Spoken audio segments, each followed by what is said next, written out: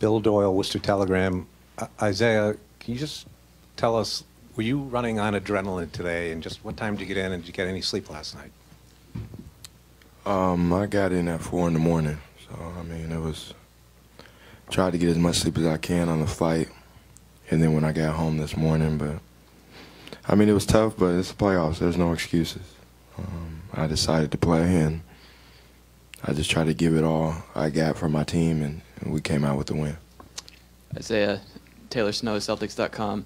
You came out of the game with less teeth than you came in with. Just what went through your mind when that incident happened, and then did it bother you throughout the rest of the game? No, it just bothers me to talk. My tongue goes right through my tooth. So I've never had dental problems, so this is new. I've always had teammates that I've always clowned them about their tooth being out. Now I'm one of them, so hopefully we can replace it as soon as possible. Al, over here on your right, Paul Flannery, SB Nation. What happened to start the game when you guys got down to a 16-0 hole, and then how'd you guys get out of that? How'd you unlock that?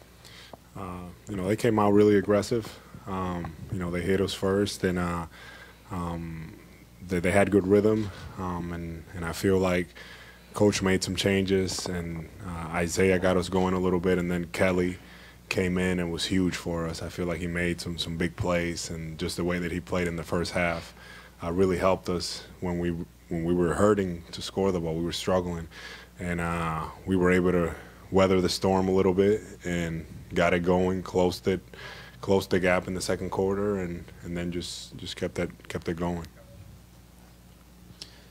Isaiah, Mark D'Amico, Celtics.com. Sorry to ask you a question. I kind of feel bad right now. But why doesn't adversity affect your team? I mean, it has at some points this season, but we always continue to just keep going. We know it's not going to be, I guess, peaches and cream all the time. And we've always played with our backs against the wall. So tonight we definitely didn't want to be down 16-0, but it happens, and we locked in even more. We settled down, we executed an offense, and we got stops. That's how we got back in the game. Sharp Blakely. Sorry. Nope. Steve, sorry. Isaiah, Steve Belpet, Boston Herald. Al, a lot of what he did during the year didn't necessarily translate to stat sheet. It's showing up there more.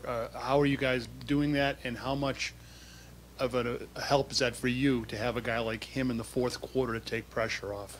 It's a lot of help. I mean, there's times throughout the game where I don't even bring the ball up. We let Al do it because we know he's going to make the right play. He has a high basketball IQ, and I've said it since day one. Even if he's not scoring the ball, even if he's just out there, he allows everybody to be their best. He spaces the floor. He knows where guys are going to be, and on both sides of the floor, he's a really high-level player. And I mean, that's just how it is. I think they're trying to take me out the game, pressure me full court, and Al is like another point guard. He could bring it up and start the offense, and that's what we seen out of him last year, and we wanted him so bad because he's so versatile. Sharp Blakely, Comcast Sportsnet.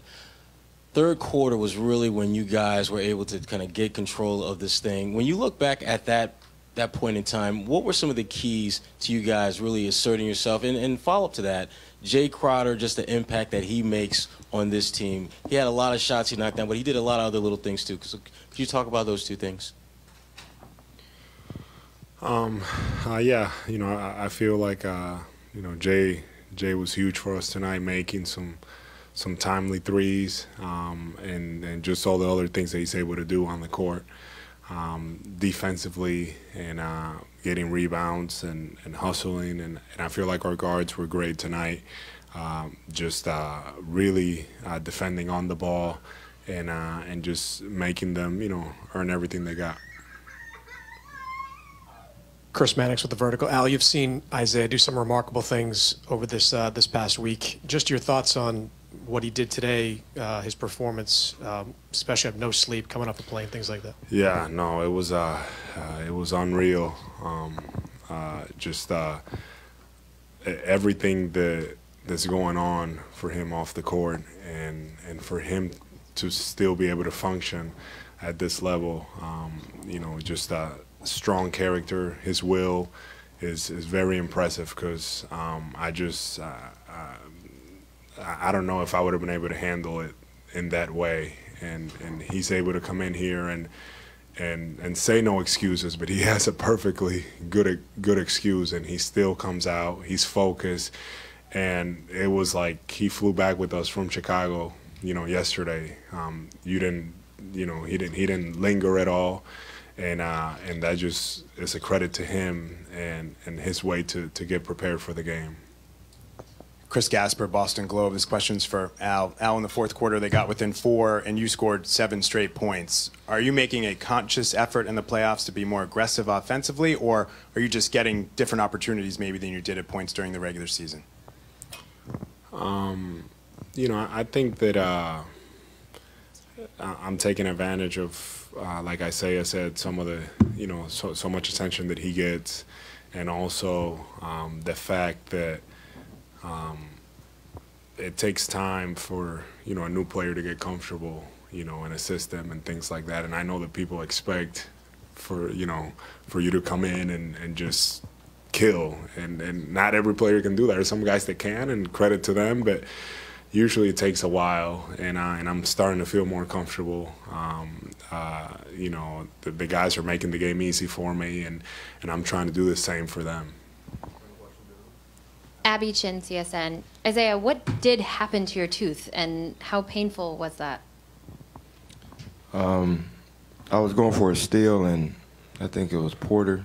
His elbow just hit me, and it came out. I mean, I've taken 1,000 hits like that, and my tooth never came out. So, but I always say pain is temporary. We're worried about it when the time comes. Yeah, it went back in, then it came back out. So.